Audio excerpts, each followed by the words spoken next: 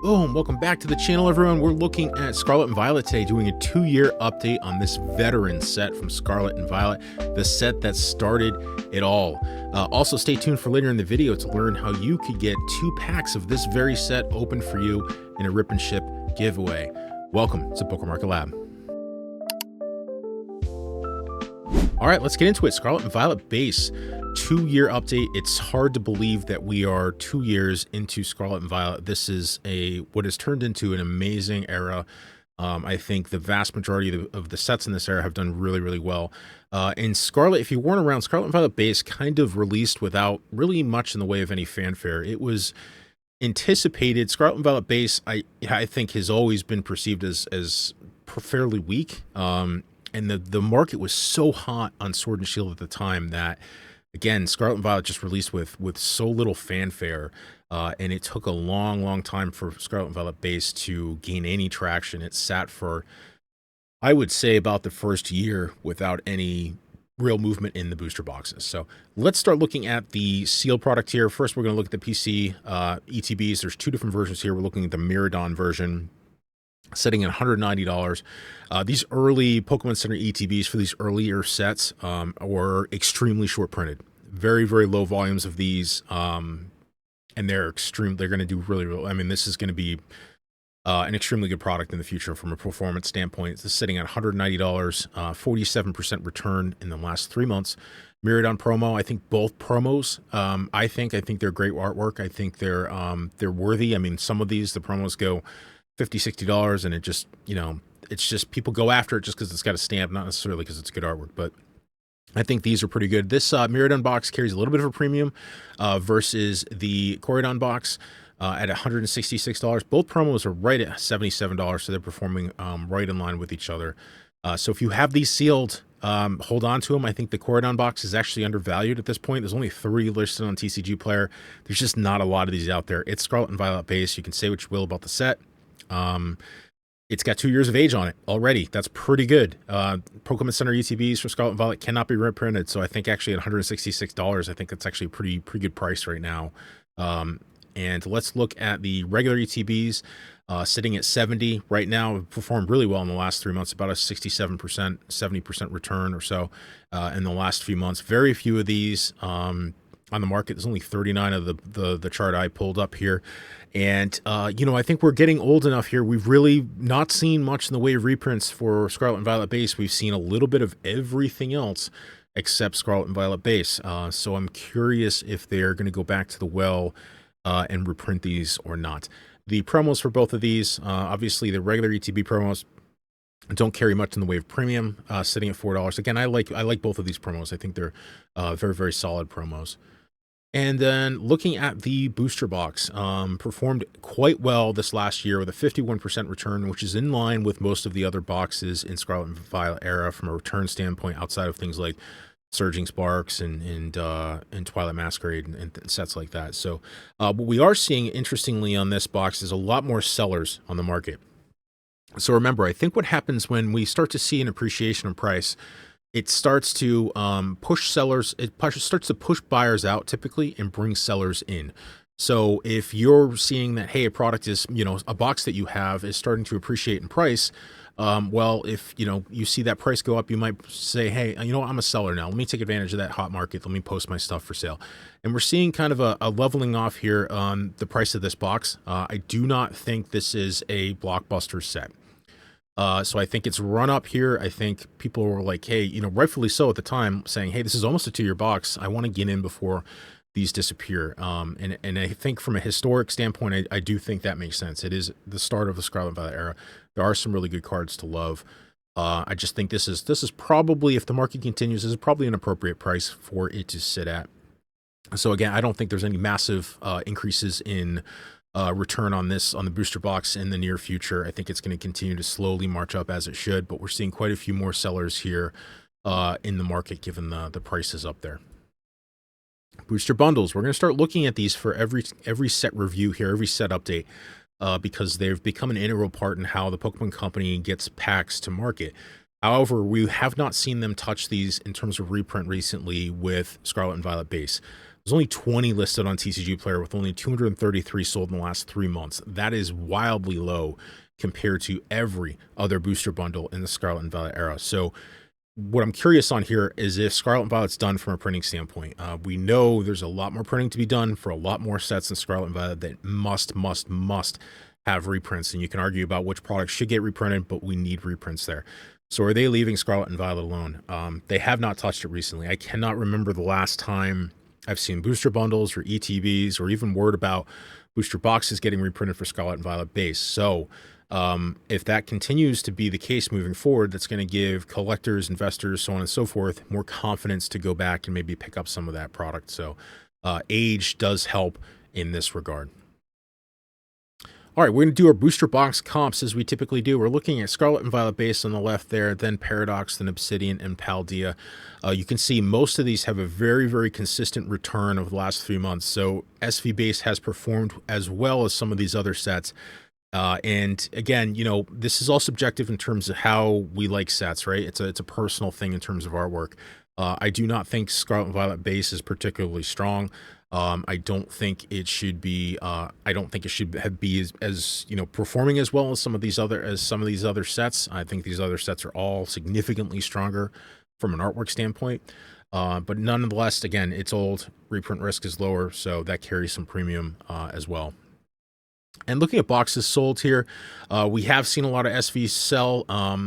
Seeing SV sell 1,040 boxes in the last 3 months, and then Paradox 1569, Obsidian 1033, and Paldea 1604. So it's selling pretty well, but obviously underperforming some of the better sets. And then looking at total set value, SV base holding up at $661, Paradox right around $1,100, Obsidian at a paltry $350, and Paldea at a monster $1,300. And then we're going to look at set value to box price ratio. So this is the total value of the cards in sets. So that's every single market price of every single card in each set added up divided by the booster box price. So what that can tell us is just whether that box is maybe undervalued or overvalued depending on the cards within it, you know, compared to that price. And we see SV base at a 3.5. Higher is better here. Paradox at 6.2, Obsidian at 1.7, Paldea at 6.0. So Paradox has consistently been undervalued for the level of cards that are in that set. It's one of my absolute favorites of the SV era. It is almost always been undervalued. It's always been underappreciated. And you have, compared to, if we go back here, we can look at booster box prices here. It's within earshot of Obsidian Flames, but carries a ton more value in terms of cards in the box or cards in the set rather, right?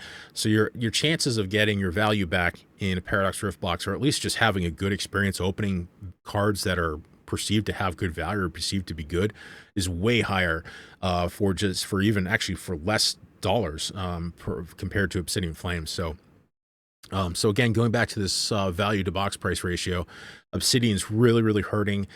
We have seen some reduction in some of the prices of some of the cards in Obsidian, which is really hurting it here. And it did, I believe there was talk about it getting another reprint from a booster box standpoint.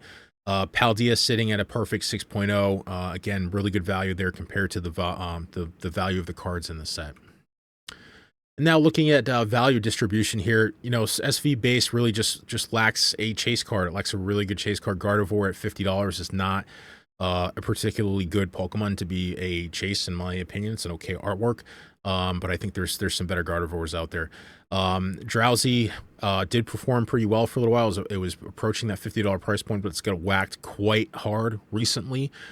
So again, there's some cards of value. There's certainly some cards to love, but for the booster box price, again, you know, there's just not a lot of value here. Now, one thing to keep in mind is we get older with booster boxes, what's in the box in terms of card value becomes less important. And I think you're getting to see some of that here. I think there's some confidence that it's not getting reprinted.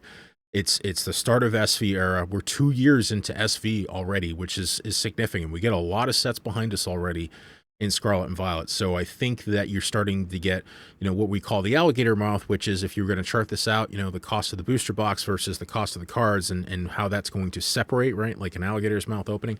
I think we're starting to see that here. And that's the only real reason that, you know, the booster box makes sense at this point. And then looking at the comparison of the set value. So again, this is the top 20 cards in each set now. Those 4 sets we talked about earlier graphed out. And we can see Paldea evolved with just a monster Magikarp here, approaching 250. That's obviously a huge benefit, a massive benefit to that set. That's not the only good card in the set, but that's just carrying, that's adding a ton of value. You still have a good chase in the second spot, not as good as Paradox Rifts. But it's very, very solid. And most of these are well matched once you get out of the first few, but just having that monster chase really, really helps. Paldea evolved. Another set that's lacking in that department is Obsidian Flames. Paradox Rift with the Groudon just really holds up quite well. All right, looking at the individual cards here, we usually look at the top 6 or so individual cards. We got that Gardevoir at top. We got the Drowsy and Kirlia. Gardevoir at 53, Drowsy at 38, again, taking a little bit of a hit recently in value in Kirlia. Drowsy, I definitely like that artwork, but people got burned pretty hard on this card. Just, look at that price, right from about $30 up to, geez, it went up to all the way to 70. I thought it was about 50. And it's come down hard. So there's quite a few people, I think, that were speculating on that card. And I think quite a few people getting burned and left holding that card right now. Because I think a $30 card makes sense, but certainly not 70. So I think there's a lot of risk of that right now in the singles. Let's see. Let's look at Gardevoir here, holding really steady. So this is a 3-month chart. So it's been, we haven't seen a reduction yet, but it's just been very steady at the $53 price point. Again, really no chase. There's a lot of cute artwork in this set. So I think there's certainly some appetite for that in the market. Me personally, I'm just not seeing it. It's got a cuteness. It's not enough for me as a guy. That's not what I look for necessarily in a set. I really need either colors, artwork, something's a big bad Pokemon there. There has to be something for me, and I just don't. There's just not enough of that in this set for me. To each their own, of course, though. Next 3, Ralts, Miriam, and Slowpoke. Again, we've had some reductions. Slowpoke went through a similar cycle that we saw on Drowsy, pushed up high, and then pretty massive reduction. Miriam here getting whacked down 30% in the last 3 months. I actually really like the Miriam artwork here. It's just something cool about it. Just the way it's completely different, something completely different that you don't typically see. I love the artwork. I love the side silhouette profile, the shadowing that was done there. I think that's actually a really, really cool card. Ralts still doing really well, up 42% in the last 3 months. And there's a lot of these cards. This set got listed on TCG Player. This set was heavily cracked by rip and shippers. It was a cheap box for a long time, so it was a very cheap way to get into cards, to get into sets, to get into ripping. So it was heavily ripped. And a few honorable mentions. Again, you got to get out of the top value cards to really find some of the better stuff.